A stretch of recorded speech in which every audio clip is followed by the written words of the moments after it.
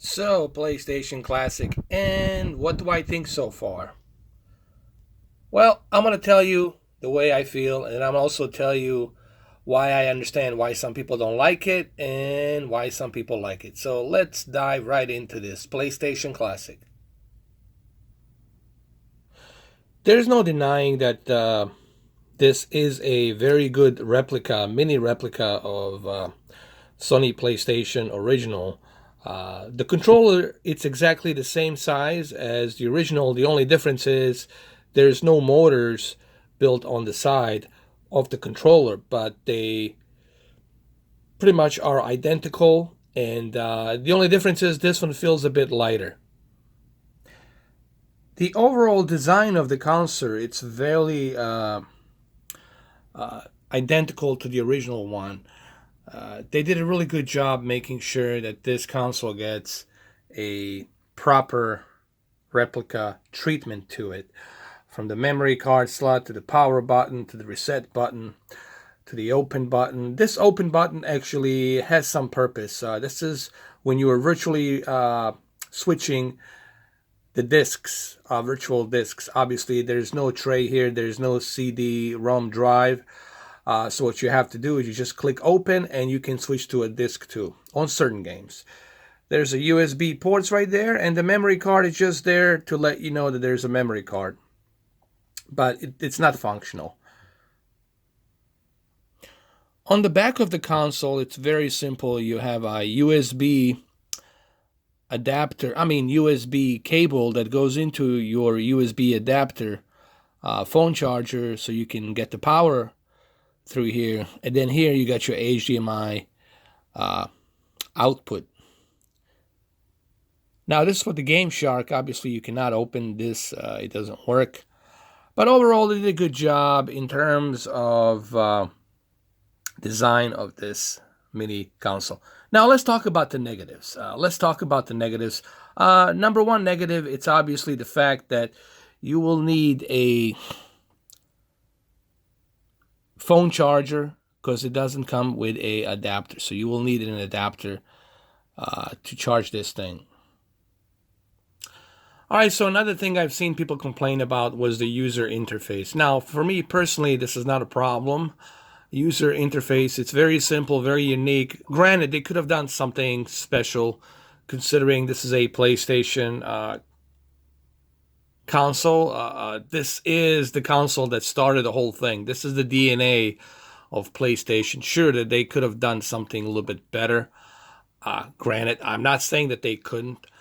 But hey, it gets the job done. It doesn't have the same kind of sleek look like SNES does, but it doesn't bother me. But I can understand why it bothers some people. Now let's talk about the overall quality of this mini PlayStation Classic device. For whom is this intended to? I did a live stream yesterday for 5 hours, and the questions always been asked, well, to whom is this intended for? This is really intended for individuals who don't want to carry a laptop with them everywhere they go and use some sort of an emulator. This is for individuals who just want to be able to have a convenience of something very compact and small, take it with them, put it in their, you can put it in a jacket, in a pocket jacket. You can put this and take it with you. It's a very small and compact. You can take it anywhere. You don't have to be connected to the internet, and you can play all of these games. So this is a kind of a unique feature that I think will appeal to certain individuals who would like to on the go play a game. Another cool feature is if you were playing certain games and then you exit to the user interface to play another game, you can always go back to the same game that you were playing. It's called the resume point. It is right over here. It's a resume point. You just click on it and you can resume. So this is where I was originally playing yesterday, and I can continue to play. Now, in terms of 50 hertz PAL, this is a 60 hertz monitor, obviously. I'm using a BenQ 60 hertz monitor. Does 50 hertz PAL bothers me? The European standard? Not really. I haven't noticed any slowdowns, unlike some other people out there. Uh, I also understand that it's using a PCSX emulator built into it. I haven't experienced any issues, any problems so far with this PlayStation Classic Mini. It's not to the point where, Digital Foundry and others have been basically saying that it's so bad that even the audio slows down, everything slows down. I haven't experienced any of that, and I don't understand how did they come to that conclusion that that's what was happening. If there was a slowdown, if there was any kind of problems and issues, I would be the first one to tell you. And I did 5 hours of live stream, so I can tell you there was no issues or problems that I can think of. So you can basically exit this. You just have to go ahead to your console. There's a button here you press called the reset, and then it will take you to the user interface. Now you can resume the point and start a new one. You can do that as well. You can click yes. So it will remember the last time you were playing where you left off, which is a pretty cool feature, I have to say. Same thing with the siphon filter. I can resume where I left off yesterday. I can continue. I just click on it, and there it is.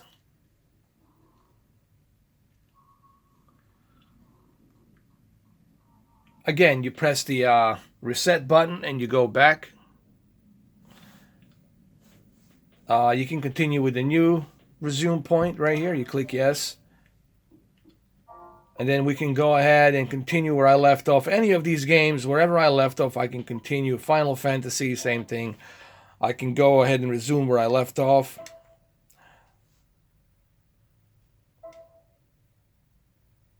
Pretty cool.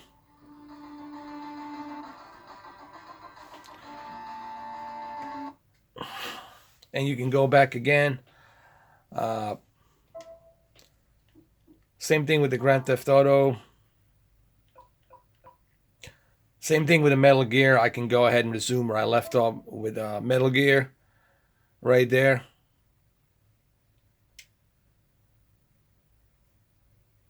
And I can continue.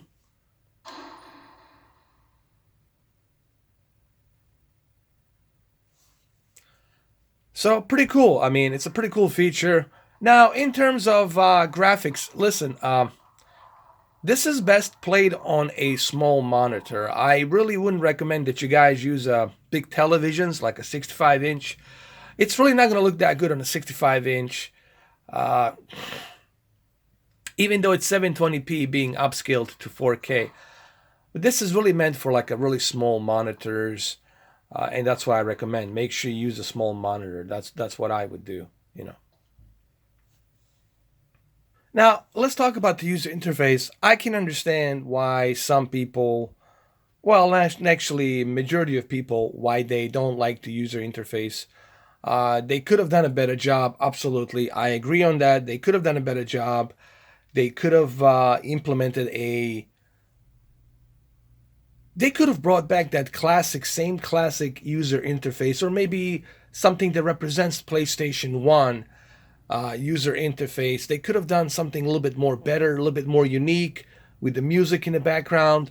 They could have done a little bit better job with the settings. They could have gave you the borders, different type of borders to put on the 4x3 screens on the games, because these games were all released on 4x3.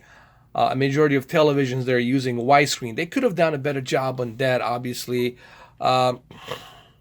There's not much options here except just screensaver, power save settings, and that's about it. So, you know, I understand why people are upset that they didn't include more features, that they didn't include more games. And one of the biggest flaws is the fact that they didn't include power adapter. I mean, you're already paying $100. Really, you couldn't include a power adapter. That's another. I mean, Super Nintendo SNES already has a power adapter built. It comes with a power adapter, as a matter of fact. SNES, it's cheaper. It's only $80, but it comes with a power adapter, which I really don't understand what Sony was thinking, like why they were doing that. But look, I can overlook that. You know, it doesn't bother me. I can use my phone charger. It's okay, not a big deal. But I'm simply saying, how much pennies are you going to save on the production by not including the power adapter, right? So what do I think?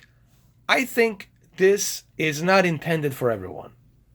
I think a lot of people misunderstood what Sony was trying to do here. I don't think Sony was trying to appeal to everybody on this console. I think Sony was trying to appeal only to a certain nostalgia collector out there, someone who likes to be able to take this with them everywhere they go and play it on the go. I think that's for whom this is intended. I don't think this was intended for a hardcore PlayStation fan. I really don't think so.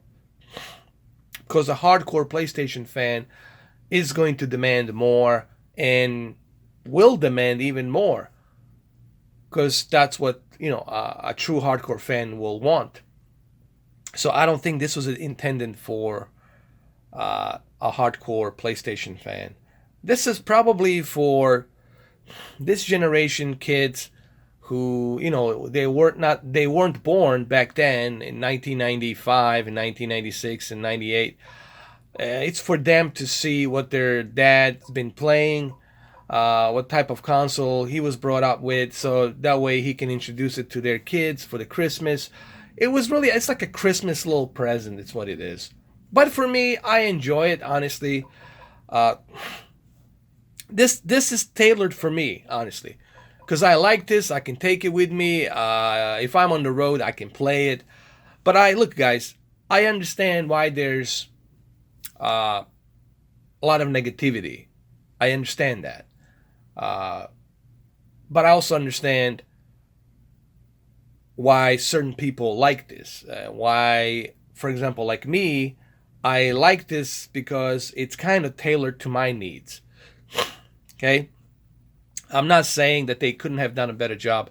Of course they could have done a better job. But this is aimed for certain individuals. And this is probably why this console is not selling in big numbers, because Sony really intended this for certain individuals. Okay, they were not trying to aim this to appease, to please everyone. I don't think that was their intention. Their intention was, okay, we're going to release this for certain individuals out there who would like to enjoy the PlayStation 1 experience a little bit on the go, everywhere they go. They don't need to be tethered to the internet. They can plug this anywhere. If there's a TV monitor, plug it in and play. And that's exactly what it is, honestly. So, anyway, let me know what you guys think. Like I said, I personally like it because it's my preference. It's kind of tailored toward me. But I also understand from hardcore PlayStation fan why they don't like this. Why they felt they should have done a better job.